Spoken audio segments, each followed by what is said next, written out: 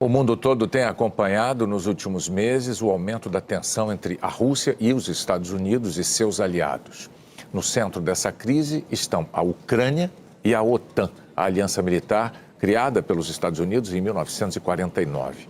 E essa disputa de poder e de influência tem raízes históricas. Para entender melhor o que está acontecendo, o calafrio que meio mundo sente com essa história, é importante primeiro olhar para o mapa. Olha onde fica a Ucrânia. Praticamente é o que separa a Rússia do resto da Europa. Não é um território qualquer. Como se sabe, a Rússia, e não só a Europa, mas boa parte do Ocidente, vivem se provocando, se acusando, medindo forças. Os líderes se encontram, existe uma relação diplomática, comercial principalmente, mas com frequência sai faísca. Acusações de espionagem, de influência política, o tal jogo de poder. E quando a gente fala de Ocidente nessa disputa, leia-se principalmente OTAN, a aliança militar que hoje inclui esses 30 países destacados no mapa. Entre eles, várias potências: Estados Unidos, Alemanha, Reino Unido, França. A existência da OTAN por si só é um recado diário para a Rússia, de que tem um gigante militar de olho. Washington and President Truman signs the proclamation putting the Atlantic Charter. A OTAN foi criada durante a Guerra Fria, em 1949, na capital dos Estados Unidos, Washington. Numa segunda-feira daquele ano, depois de muitas reuniões, países assinaram um pacto basicamente para juntar forças e impedir o avanço da influência socialista, que dominava o leste da Europa depois da Segunda Guerra Mundial.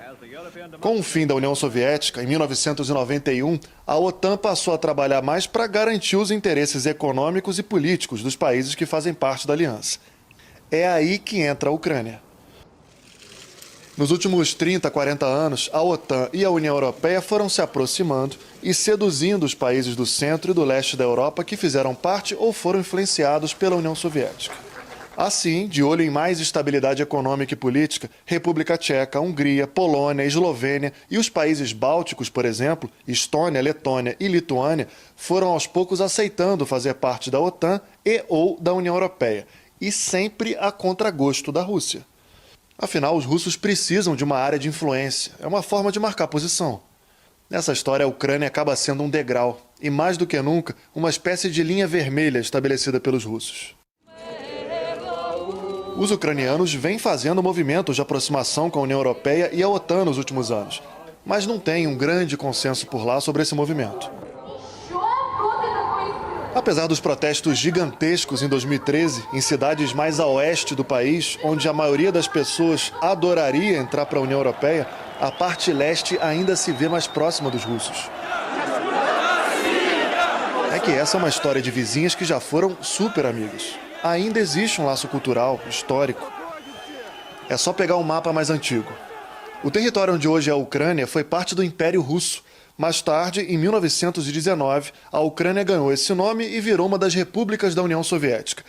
Com o colapso do bloco, o país se tornou independente no início dos anos 90.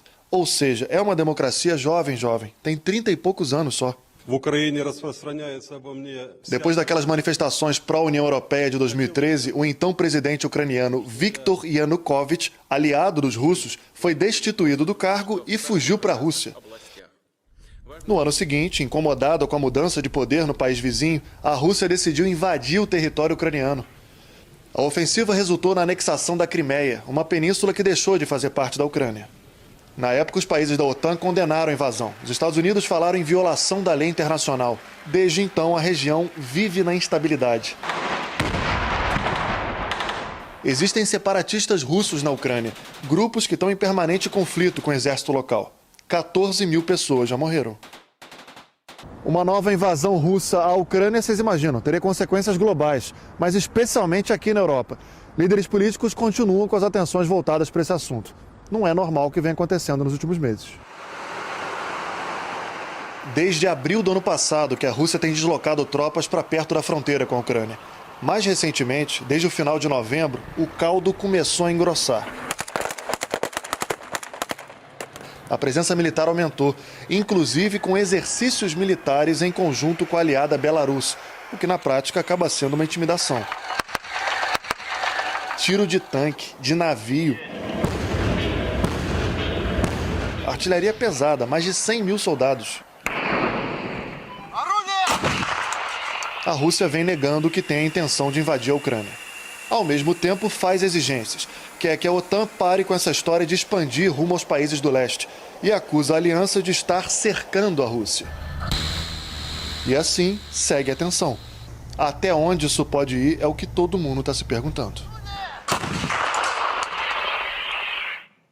Os Estados Unidos pediram uma reunião ao Conselho de Segurança das Nações Unidas para discutir o que chamaram de comportamento ameaçador russo.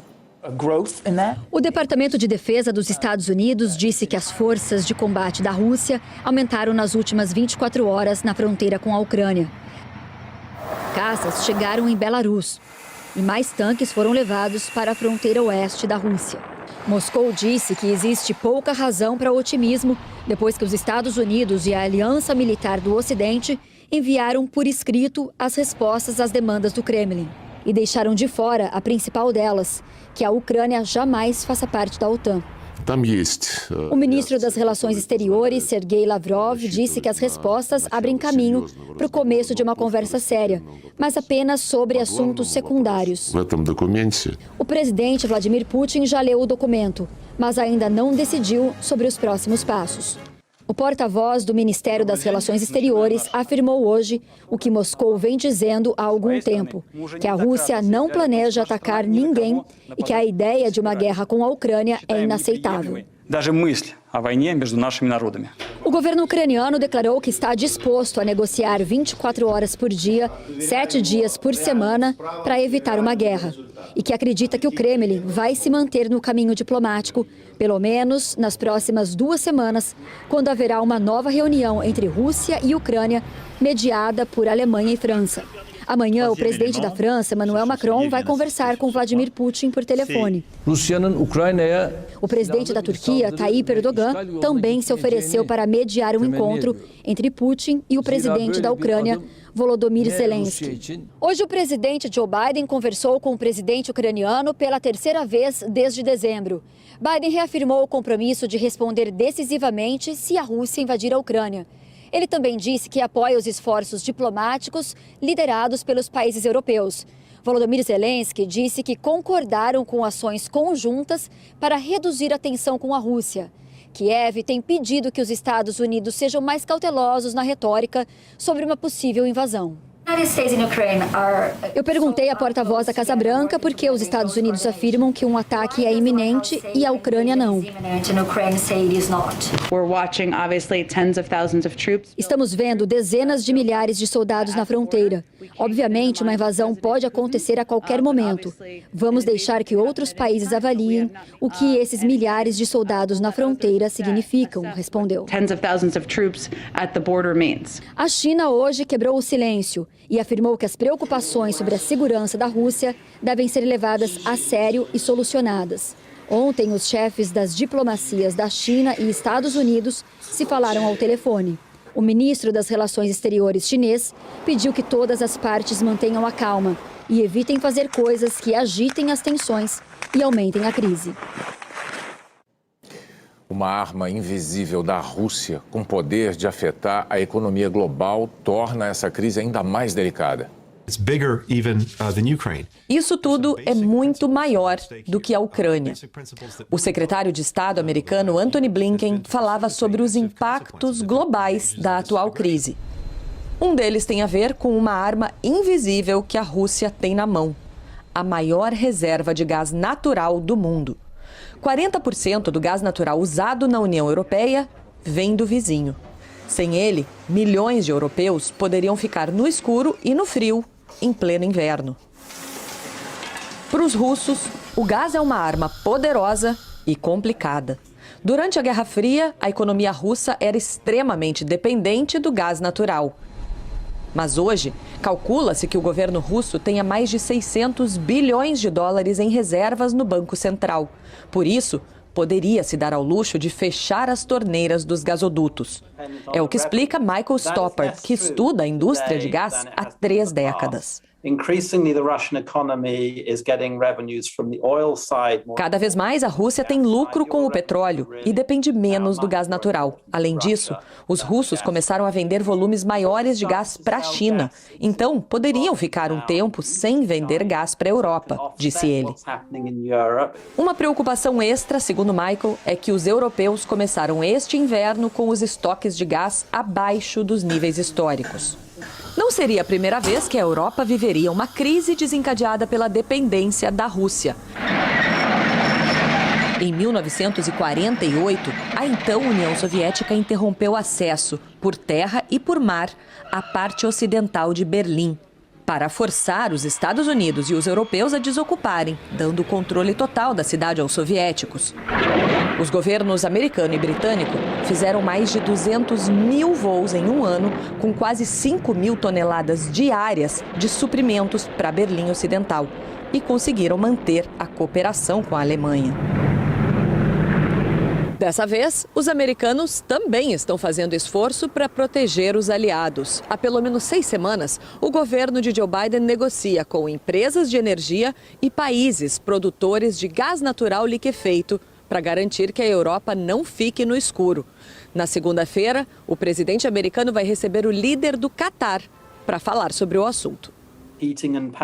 Enquanto isso, Michael explica, o mercado já sente no bolso os efeitos da crise. O preço do gás está estratosfericamente alto. No pior cenário, podemos ver fábricas tendo que reduzir a produção ou fecharem as portas. O preço alto vai afetar todo mundo que importa gás natural. Alguns países, como o Brasil, que têm contratos de longo prazo, podem ter o impacto amortecido. Ou seja, tudo isso é muito maior do que só a Ucrânia. Sim.